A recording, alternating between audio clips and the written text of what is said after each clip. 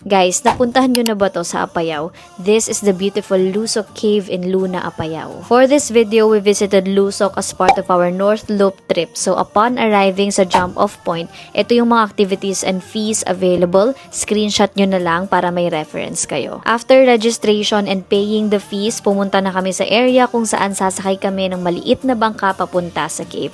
We started our journey going to the cave. Bali, ako pala si Edmar po. Ako po maging tour guide nyo. Tapos time nyo po napupunta dito sa LA. LA? Napayaw mo. Opo. 5 minutes lang to papunta sa entrance ng cave, guys, and according to our guide, Kuya Edmar, around 15 feet ang lalim ng tubig dito. Guys, sobrang ganda ng cave. Mas lalo pa daw mas maganda kung hindi umuulan. It was raining during our visit but still, ang ganda ng cave. Trivia lang, Lusok means hole in Apayao. Pagpasok namin ng cave, guys, parang underground river in Palawan ng experience. Merong mga rock formation sa loob like couple jellyfish, mushroom, last supper, at ang dami pang iba. At ang dami ring paniki sa loob, guys. Before kami lumabas ng cave, syempre nag-photo op muna kami sa loob at kasama ko ang aking fur baby na si Primo. Si Kuya Edmar na ang bahala sa photos nyo. Sobrang lupit niya kumuha, guys. Tingnan nyo.